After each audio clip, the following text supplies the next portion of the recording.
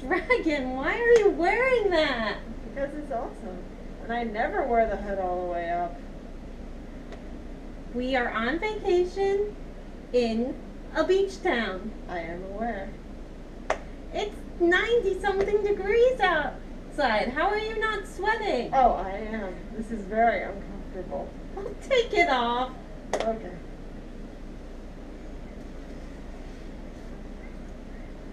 Are you happy now? Yes, happy because you are no longer suffering from heat, Oh, I'm always suffering from heat. which is why you're the dragon. Yep. Hello again, audience. Welcome back to our channel. And Well, as you can tell by our appearances, it is Star Wars month. yay! Yep. So we figured we were going to start off our first ever Star Wars month with the first main character the series had. So this video is going to be about Luke Skywalker. So we're going to separate this video into 4 parts. The first is we're going to give a brief summary of his actions in the prequel trilogy, in the original trilogy, and the sequel trilogy. And please don't ask us to do Legends. Neither of us have really read any of the books or the comics or any other associated materials. What we do know mostly comes from Wikipedia and what friends have told us. So we do know about Mara Jade, we do know about Ben Skywalker, but we're not going to talk about that because we don't really know much ourselves. And I suppose I should give a spoiler warning for anyone who has not seen all the content from the movies, because we're going to be talking about it heavily. So, you know, if you don't know, don't watch, because the whole video is going to spoil stuff for you. So that's going to be the first part. The next part is going to be what we think of Luke as a character from a story. You know, does he work? The next part is going to be about, does he work in his setting? And the final part is a brief personal view on him. Do we like him? Do we not like him? That kind of stuff. So, you want to kick us off? Yep. So let's start with Luke's origin. Now, Luke Skywalker is the firstborn child of Jedi Knight Anakin Skywalker and Nabooian Senator Padme Amidala. He was born on the space station of, I'm going to let you say it because I'm going to butcher it. Polis Massa. I don't know why you have so much trouble with that. I just don't want to mess it up. Alright, and he is the older twin brother of Leia. Now, unfortunately, Luke's mother, Padme, died shortly after giving birth to the twins, and it was decided by Senator Bail Organa, Yoda, and Obi-Wan Kenobi that it was best that the twins be separated. So, while Leia was taken by Bail Organa, Luke was sent to Tatooine to be raised by Anakin's stepfamily. So he grew up on Tatooine and was raised by his step-uncle and step-aunt, Owen and Beru Lars. So he spent the first 17 years of his life there. He desperately wanted to leave, especially when most of his friends left and joined the Imperial Academy, but his uncle kept basically saying, next year, we need you this year. So that came to a halt when they bought, unbeknownst to them, the droids that once belonged to his parents.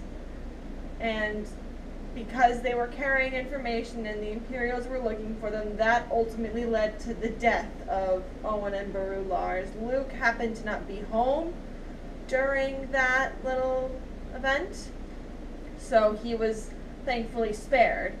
Then he, the droids, and Obi-Wan Kenobi, who he kind of knew, he mostly knew him as the old hermit Ben, but so they got together. He found out that that Obi-Wan, or Ben, whatever you want to call him in this time, Was a Jedi. and knew his father. So, but they went to a cantina, met Chewbacca and Han Solo, and paid him to get them out of there before the Imperials came after them too. They went to Alderaan to move along the message that Leia had snuck into R2, and when they got to where Alderaan was supposed to be, it was too late and it was gone, which led them to going on to the nearby Death Star, where Obi-Wan unfortunately died, but Luke was able to save Leia, and they got to the rebellion, where eventually Luke shot down the Death Star, and then he got a medal, which was awesome. Now moving on to the next film, The Empire Strikes Back. It's 3 years later, and the rebels are on the ice planet of Hoth, where Luke gets beaten up by a snow monster. Only to be found a few days later, I think it was, by Han, where they had to wait for... They're kind of vague on how long it was. It could have been days, it could have been hours. I have no idea. I think it was days, but Luke was found by Han, and they had to wait for backup for the rebellion to come and save them. And then after they got back, Luke was, treated in the medical ward, where a very awkward kiss happened. At least it's awkward now. When it happened, I don't think it was originally, but knowing that they're siblings, it just makes it kind of weird to watch. Very cringeworthy. And then Darth Vader comes, and they all scramble to leave, and Luke ends up going to Dobega and meets Yoda, who is kind of crazy now. Yes. And Probably the isolation, I don't know. So he he goes through some training.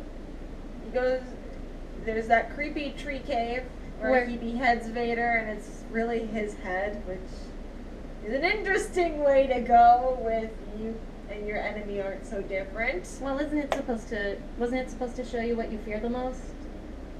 It wasn't very clear. The message I got from it, personally, was, you go in there and you're faced with your dark side. And I thought the message was, you're not so different than Vader, which speaks to Luke's dark side. It's not that different from Vader's, I guess. Then he continues the training, because that was a failed test. And eventually, though, he feels anyway he has to leave. Yoda's against it, but he goes to save Han and Leia because he knows they're in danger. So he gets to Bespin. And it's a trap. And he finds out that he's been lied to. When Obi-Wan told him that Darth Vader killed Anakin Skywalker, It wasn't true. Well, it wasn't as literal as Luke was taking it, because when he was told, he thought that Obi-Wan meant this guy murdered him, not he became a new person. So that was a shock to Luke. But he does, as the screaming of no indicates. Yep, but they do end up fighting, and Luke loses a hand. Darth Vader's not a very good father. No. You don't maim your children to get them to do what you want. It kind of has the reverse effect. Yeah, especially when your kid's an adult. Yeah. So Father of the Year, Vader will not be winning. Yes. But so Luke throws himself down a ventilation shaft because he does not want to join Vader. And he is able to reach out to Leia through the Force. So she saves him from falling to his death, which is a good thing. Mm-hmm. And that's pretty much the end of it. She gets into a medical ward. They replace his hand, which he's lucky because they could not do that so quickly here and not with the same amount of success. Definitely not. And then the next thing is the next movie, so we get to Return of the Jedi. Yep. Now, in the beginning, Luke doesn't really show up for a little while. He's in a recording where he's giving Jabba the Hutt, C-3PO, and R2-D2, but he doesn't. He takes a surprisingly long amount of time to show up for the main character. yes, he lets basically he lets Leia get captured, and Well, he doesn't let it happen. I don't think that was part of their elaborate plan. okay, it wasn't. But, it happens, so he goes in and saves them. Leia kills Jabba, which is kind of badass. Then, he takes Leia and they swing across to the floating sand ship thingy, and they all escape. And then Luke, everyone else is going to the rebellion headquarters. Luke gets on his own ship and he's going back to Dobega, where he goes to see Yoda, who is dying, which is also sad. Yes, and unfortunately, Master Yoda does die while he is there, and after he goes off, he is met by Obi-Wan's Force Ghost once more, where he demands an explanation. Yeah, because Obi-Wan can say from a certain point of view it was true all he wants, but I mean, if someone told me what Luke was told, I would not be happy either. Neither would so I. He demands an explanation, because it's like, what the hell? And then he finds out that Leia is his sister, which must have been a huge revelation, and Luke has much more family than he thought he did. But That's cool. But the way he says it, he kind of had an idea already. Yeah. So then he goes back to the Rebel headquarters, where he volunteers to go with Han and Leia down to the forest moon of Endor. And there's a scuffle there, and he loses track of Leia. She meets the Ewoks. Then he and Han and everyone else get captured. The Ewoks think 3PO's a god, which Luke helps bring along that illusion, which is hilarious to watch. Right. And then the Ewoks agree to join them in the battle, and Luke. Well, first there's his big conversation with Leia, which is a very well done scene, I thought, which boils down to him telling her, Darth Vader's my father, you're my sister, you have the Force too. Mm-hmm. Probably not the calmest of nights for her, but what you're gonna do. And Luke, he then goes to give himself up to the Empire because he wants to redeem his father. So he goes up there, the Emperor's in the Death Star, Darth Vader's in the Death Star, Luke's in the Death Star, so they talk. And let's just say, in the beginning, it's not going how the Emperor had intended. The Emperor, he really, really wants Luke to turn, but he wants Luke to replace Darth Vader. I don't get why Darth Vader seems to be so okay with that, but if you read the comics, you see he's really not, but they don't really show that too much in the films. No. But Luke's not having any of it. He is perfectly clear that he is not going to turn, and he does try to strike down the Emperor, which, of course, Vader stops. He blocks it with his own blade, and then they duel, and the Emperor wants Vader to kill Luke now, so that's happening, and then eventually Luke cuts off one of Vader's arms in their epic duel, and I think that's another big thing to him, where it's like, I'm not so different from him, both in the fact that he cut off his arm and that Darth Vader also had a fake cybernetic arm too. And then the Emperor, I guess, figures, screw it, if he won't turn, then I'll kill him. Yeah, Vader can't do it, I will. So he starts to shoot lightning at Luke, which is probably exceedingly painful. Luke begs his father to save him. Vader complies. And the Emperor is dead. Yep. So then Luke tries to get Luke is physically speaking fine, I guess. So he tries to drag Vader to a shuttle. Vader's not going to make it. They have their emotional talk. Vader dies. Luke goes down to Endor, where he reunites with his sister and his friends. There's lots of hugging. There's a dance party ending. And Luke, waves goodbye to the Force ghost of his father, Yoda, and Obi-Wan, who are watching them for some reason. Yes. But that's Luke in the original trilogy. Next up is the sequel trilogy, and obviously the third movie in that trilogy is not out yet, so what happens there we don't know, but we can talk about the first two. He is not in the first one, except at the very, very end, but he just stands there. He doesn't really say a word. We just see him take down the hood of his cloak, turn around to face Rey, and look at her as she extends Anakin's lightsaber out to him. So it's kind of epic and kind of awkward, mix of the two. So then we get to the third, not the third, I'm sorry, the second of the trilogy. The Last Jedi. Where he throws the lightsaber, which is simultaneously hilarious and what the hell? Yeah, not gonna lie, when then I he just saw that leaves. the first time, I was just like, that was your father's. Oh, I knew he was gonna throw it the second he didn't take it right away. I'm like, oh my god, he's gonna throw it. And then he did, so I kind of found it funny.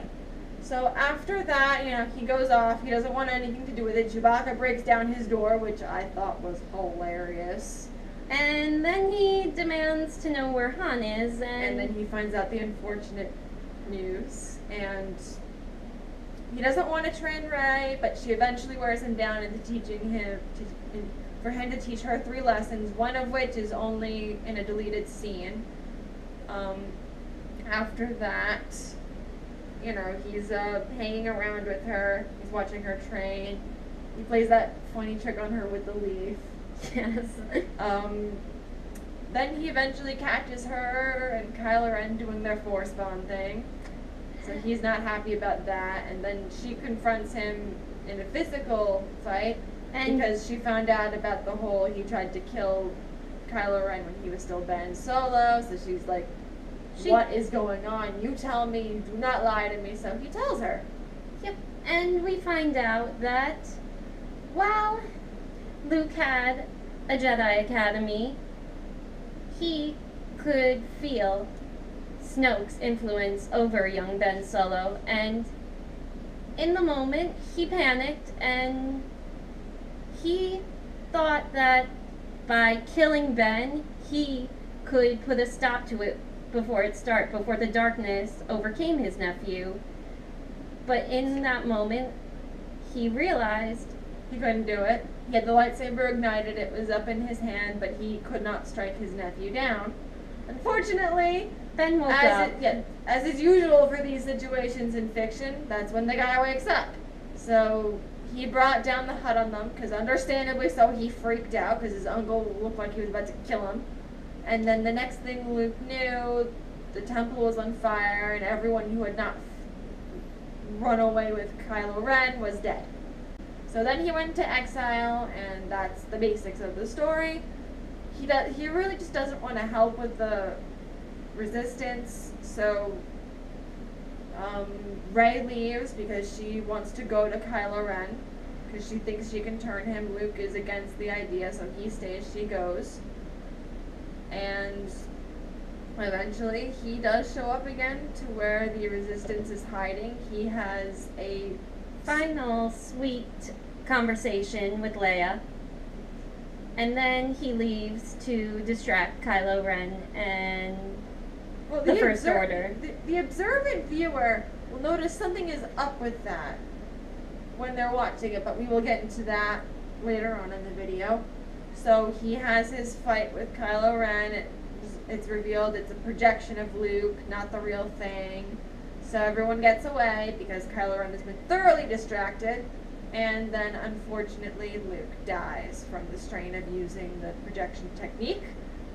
And that's it for now. I'm guessing that Luke is going to come back as a Force ghost in the third one, especially since they killed off Han Solo in the first movie. And unfortunately, Carrie Fisher did die, so Princess Leia is completely gone. She can't be in the next one. So I don't know about everybody else, but I would find it very strange that if none of them would show up in the third one, but we'll see. So that's the basic summary. I know we didn't cover everything, but again, this is just a basic summary. And if you're watching this video, I highly doubt you haven't seen the movies. So that's our little biography for Luke Skywalker. So the next up is, does this character work as a character from a story? I think he does, because you know, he develops and he changes. He doesn't stay static. He, you know, the things around him affect him physically, emotionally, psychologically, mentally, you name it. If he, you he doesn't stay the same throughout the whole series. He changes. Is it a good change? Is it a bad change? That's debatable, but he does not remain as the same exact person he was in the first scene of the first movie. And if for those of you who are very into literature, he does go through something very similar, if not the same, as the hero's journey. Yep. There are stages, there's In the beginning, he's just a simple farm boy who wants to get off his homeworld. He wants to be a pilot. He wants to do things because, as he said to C-3PO in regards to Tatooine in A New Hope, if you're looking for the brightest spot in the universe, then Tatooine is the furthest thing away from it. And then when he's given the opportunity to finally leave by Obi-Wan, he rejects it. But then he's forced out, in this case, because his family has been killed and he's kind of being hunted. And, so that's, and then he does leave, and then he follows the rest of the stages. So look it up. George Lucas actually modeled Luke's adventure after the hero's journey. And he's not a Marty Sue. He's not overpowered. He's not perfect. He doesn't make the right decision every time. He has his flaws. Because, like we said, he's just a simple farm boy in the beginning. He doesn't know a lot. He knows about the war, but he doesn't know every little single detail about it. Most of his friends have gone to... He just wants to join one side because it's his ticket out of there. But eventually he joins the exact opposite side because that's where his moral alignment leads him. So as a character from a story, he works because there's no inconsistencies. There's lots of character development, and he's enjoyable to watch, both from watching the action sequences to watching the complex relationships he has with his supporting cast of characters. So the next section is, does he work in his environment? Does he work in the Star Wars story? And yes, he does, because, well, as we said, he doesn't stay as that innocent farm boy. He grows and evolves, and it's hard not to fit into the Star Wars environment because it's so diverse. But Luke, he adapts when he's on Tatooine. He's the farm boy, and then when he's up in space, he becomes this badass pilot, and that doesn't come out of nowhere because he said before he got into that cockpit that he was a good pilot. Just like his father. Yep, and then, he becomes a Jedi Knight, which eventually leads him to becoming a Jedi Master. Yep, so we see the progression. None of it comes out of nowhere, and it feels natural in his environment. Well, except for the whole Jedi Knight to Jedi Master, but that happened in the 30 years between the original trilogy and the sequel trilogy, so we give that a pass because nothing from that time is depicted in the movies except for, the one-shot movies, and Luke does not appear in those, or at least he has not at this time. So the final, so we can't really talk much about this because if a character works, they work, and you can only give so many reasons why.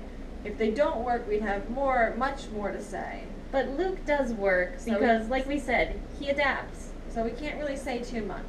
So the final segment is, do we personally like him? I'll let you go first. So me personally, I like him as a character. He's not annoying. He's not overpowered. He doesn't pull new moves out of nowhere. And he's a nice guy. And nowadays, especially, most lead characters are angsty and dark, and there's nothing wrong with that. I enjoy that depending upon the specifics. But there is a point where it does get overdone. Yeah, so this is just about someone who is a nice guy. And as for me, I do like Luke as a character too. I mean, yes, he is a little whiny in the beginning, but that's because he wants to get off Tatooine. Yeah, which his is whining is believable. He has a legitimate reason, and he doesn't harp on it constantly. He has the right to complain to his uncle that the thing he was promised is not happening. But after that scene, he doesn't exactly let it go, but he doesn't harp on it anymore. And he doesn't run away. He's not a coward. He goes with this. He goes in almost completely blind, but he's determined. And determination is very important in a hero, because a hero isn't always going to get it right, and Luke doesn't have all the right answers. And his reactions to stuff are believable, you know? It's like, no, we can't really relate to the specifics of what he's going through, but he has a believable reaction to being lied to about his father, you know, the anger, the acceptance, all that stuff, and how he acted in regards to the Kylo Ren thing. Like, that is my one thing that I didn't go so well with me, but it is still understandable, because this was his nephew. This was Leia's son. He was very conflicted. I mean, like Ferry just said, he even says it in the movie, this was Leia's son, and like, I don't know what I would do if I thought my nephew was going to become evil, and neither would I. Especially if it was like evil overlord kind of stuff. But I don't have a problem believing that there are some people who, for the greater good, would feel it was necessary. And especially since when it came down to it, he knew it was kind of the right thing to do, in a weird way I'm not going to get into, but he couldn't do it because he loved his sister, and he probably loved Ben too. So, like, his reactions to stuff, as outlandish as those things may be by standards, you know, now, they're believable. I get where he's coming from. It's not, why is he doing this? It's so stupid. Because people do act that way in terms of grief and guilt. There are people who will just want to run away. He went into exile from guilt, be it from, I almost killed my nephew, to I got all my Padawans killed, to I failed. Do I like that he ran away? No, but it makes sense in story. It's not so unbelievable for Luke, because, well, not just for Luke, when you feel guilty to that scale, putting yourself in isolation, that is a natural response. Did he go a little overboard? Yes. But, you know, it does make sense, so it does happen.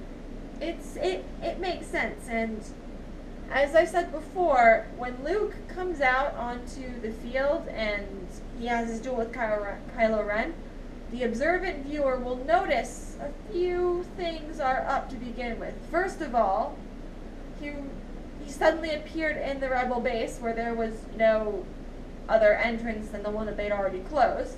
Second, he'd somehow gotten a haircut. And a beard trim. Yes, it looked much neater and more like he did in the flashback we saw of him almost killing Kylo Ren. And then there's his lightsaber. His blade was blue.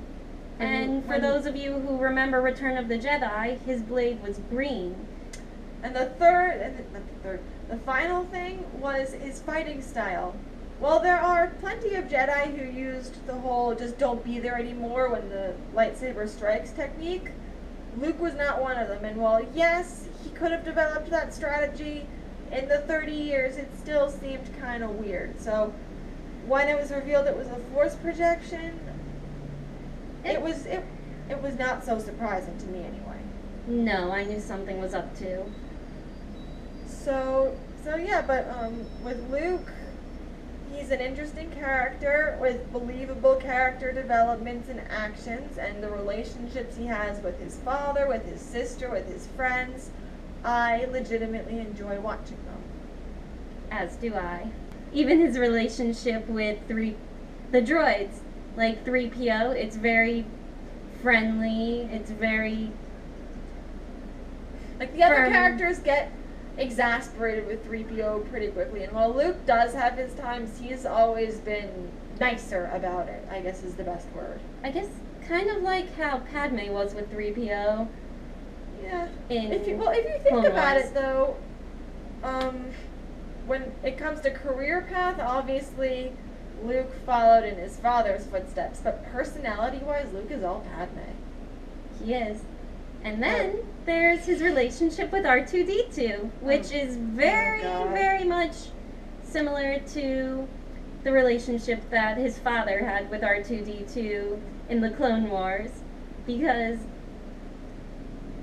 spoiler, if you didn't watch the Clone Wars, Anakin really loved R2D2, but I don't blame him. Oh my god, you are obsessed! I am not. Look at what you're wearing! It's Star Wars related! And what about this? You gave this to me. Yes! Because you're obsessed! And you fangirled when I gave it to you! What about what you're wearing? What about it? Darth Vader? Darth Vader! Well, yeah, because Darth Vader's awesome! And you're poking fun at me for being obsessed with R2. Oh no, I admit I'm obsessed with Vader. You deny you're obsessed with R2. I'm poking fun at you over that. Goodbye! No! Come back! Goodbye! Well, so, that happened. I've said all I can about Luke. He's an awesome character, and I hope he shows up again in future products, be it the third movie, or an upcoming TV show, or another one of the one-shot movies. So, that was really awkward, so I've kind of lost my train of thought. So, we're gonna sign out now, or at least I am. May the Force be with you, and we'll see you next time. And don't forget to check me out on Twitter and Tumblr. It's the same name as our channel, Fire Dragon and Water Fairy. So may the Force be with you, and see you guys in the next video. Bye! Bye. You came back.